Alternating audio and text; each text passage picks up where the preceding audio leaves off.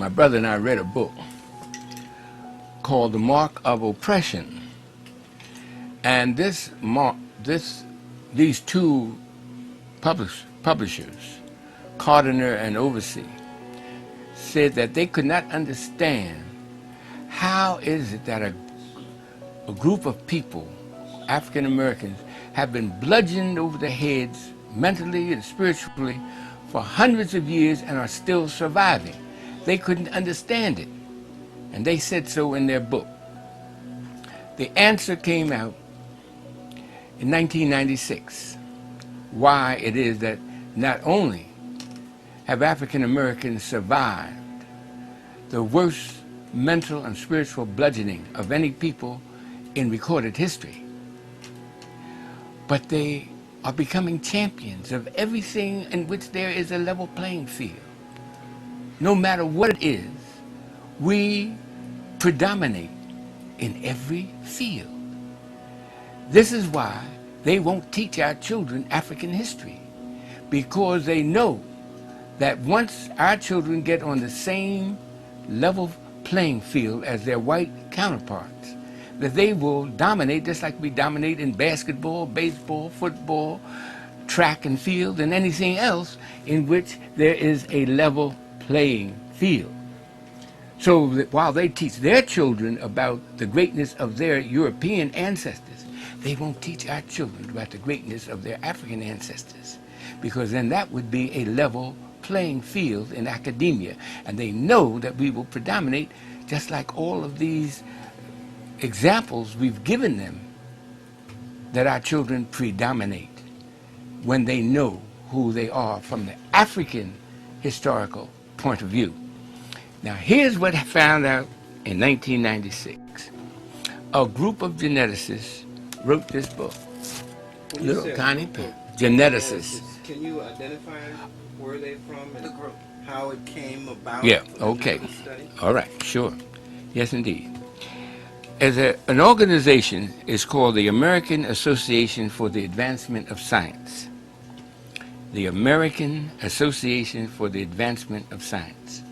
Now, this organization is composed of people who study about DNA and the genome.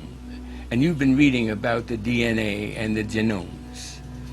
Well, this group of scientists came upon an idea by accident at first, that different groups of people had different numbers of DNA series. Explain that. Now, a DNA series means that when your DNA is located, and say they get a hair from your head and they subject it to certain tests, they say, well, this is the DNA of Minister Brown, and yours is different from everybody else in the world, all right? Then they found further that not only are their DNA series different, but the number of DNAs in there are different in different groups. Whites have a different number of DNA, and blacks have a different number of DNA series. Apes have a different number of DNA series. Then they found this amazing thing, that the greater the number of DNA series, the smarter the person, the group is, the greater the probability of genius within that group. So they tested the orangutans, these 15 geneticists from around the world. Now, these geneticists came from 9 different universities. And we have here on the cover of the pamphlet they put out the names of these geneticists. And you can see them right there, right beneath the title of this pamphlet. Now this pamphlet, most people have no idea what it means. But breaking it down, and after you study it and have it explained to you by a geneticist, a trained geneticist, you will find that they're talking about DNA series. Now here are the names of these 15 geneticists from around the world: University of Japan, University of China. Yale University is the headquarters of this organization called the American Association for the Advancement of Science. And you see it down there. Now, this was copyrighted in 1996. All right. What it said is this, and this is the mind-blowing part. It said that when they tested the orangutan, they found out he only had 3 DNA series. When they tested the gorilla, they found that the gorilla has 4 DNA series because he's a little smarter than the orangutan. They tested the chimpanzee, which is an ape, and found that he had 5 DNA series. Then they went all into the different races of the world. They went into Europe and tested the DNA series of the English, the French, the German, the Spanish, the Russians, and found they had 6 DNA series. Then they put all of this, what they found from around the world, on a map. And this map really is called the intelligence map of the world because they tested 116 different human groups and found their DNA series numbers. All of them, all over the world, have 6. And they put the numbers in form of a little flag that you can see on this map. These little flags have a color. And they show, oh, this is upside down. I'm sorry. Yeah. And they show that the English have only 6, and all into Europe, only 6. Went over into Japan and China, and they only have 6. Over into America, which is predominantly European, and they only have 6. Then they came to Africa, and they came to the part of Africa. Now, all the rest of them, they put in little flag colors. Those flag colors are orange, red, if you notice. But when they came to Africa, found out that the African people have 9 DNA series from here just below the Shanghai Empire down to the foot of Africa. All those 10 nations, of which African Americans descended from one of them. We have 9 DNA series, the greatest possibility of genius in our group. Now it's answered this age-old question. How can a people survive being told they're nothing for 400 years, never allowed to learn that they came from beautiful cities and told they came from a jungle? How could a people survive? How can a people become champions in everything they touch? Because they have 9 DNA series, while the rest of the world has only 6. This is why they copyrighted this. And you'll notice on the outside of this, now this map is taken, I took this map right from this page here,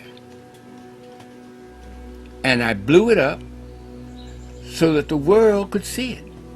Even though this is copyrighted, I can't let you have this book because it's copyrighted. The title of the book is called Global Patterns of Linkage, Disequilibrium at the CD4 Locus and Modern Human Origins. Global Patterns of Linkage, Disequilibrium at the CD4 Locus and Modern Human Origins. Now, you have to be a geneticist to even know what they're talking about. But when we broke it down and interviewed Dr. Kidd, the head, he's the chairman at Yale University, He broke it down into plain, everyday English so that the world would know that the African American is descended from those people who gave to the world the Great Pyramid, gave to the world science, gave to the world mathematics. A black man named Ahmose gave algebra to the world 3,700 years ago. It's in the world books, it's in the encyclopedias. They don't want our children to know this, because then that would make the playing field level for white children. And you know what happens when they made the playing field level in basketball and allowed black men to play. Out of 29 of the top seeded players in the world today, 28 are African American. When they opened up the Penn relays, when they opened up the Olympics and allowed blacks to run back in 1932, we've won all the gold medals. And the same thing will happen in the classroom when they allow our children to learn their African history. That's what this is saying. Dr. Robinson, are you saying that the African American also has 9 strands of DNA? I am saying that we are descended from the West Africans who have 9 DNA series. On this map, that these geneticists, you see the green down here? Well, that's where we're from. That's where African Americans are from. Did they test African Americans? They couldn't, they tested Americans as a group, whites. And they have 6. They didn't test African Americans because they know that we are the same people from West Africa. So they didn't have to? Didn't have to. Okay, that's true. That's true. How is it that you think that this evolved, that we evolved with 9 strands 9. below the Sahara? Well, it tells you in here. This book tells why. Preemie babies, they're leaving the mother's womb too early, never develop to the same height that a baby that runs a full term. Right? Yes. White folks in the China, all mankind arose in Africa. All mankind arose in this part of Africa, right here. It's called the womb of Africa. That's the womb of Africa over here, right there. Between the Middle East and... No. Kenya. Uganda. Yeah, that area. All mankind arose there. The great-granddaddies of white folks, great-granddaddies of Chinese, great-granddaddies of Japanese, our great-granddaddies, all of us look the same. All look like apes. That was called Australopithecus. I don't know how technical you want me to get. Australopithecus was the great-great-granddaddy of all races. Now, they left the womb 800,000 years ago. Whites left the womb and wandered up into Europe, and the Chinese wandered over into Asia. And they left the womb before they were fully developed. That's why they did not develop melanin like we did. Those of us who stayed developed full term. They never developed the melanin stimulating hormone. This is why we're the only race on the planet that does not have head lice in our hair. Head lice. Head lice. They're little bugs. Yes. Yeah. Cooties, right. Cooties. We're the only race on the planet because we developed full term. We lost our straight hair, that animal hair, over 150,000 years ago. You see, all other races have head lice because they never developed fully.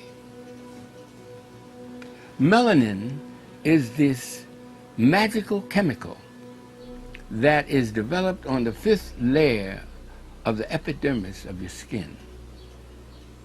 Now, we've been brainwashed to believe that the less melanin you have, the prettier you are, because that's the brainwash. Yes. That's like saying a naked person is prettier than a person with beautiful clothes on.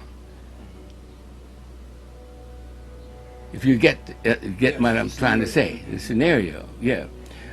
Melanin heals. When you cut yourself, the melanin rushes to the surface of the skin and forms a scab. What color is that scab?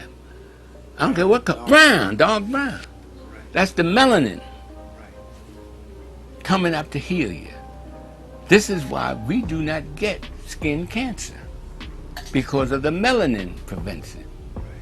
The only place where we can get skin cancer, we learned it in the inquiry today, is on the palm of the hand and the fingers.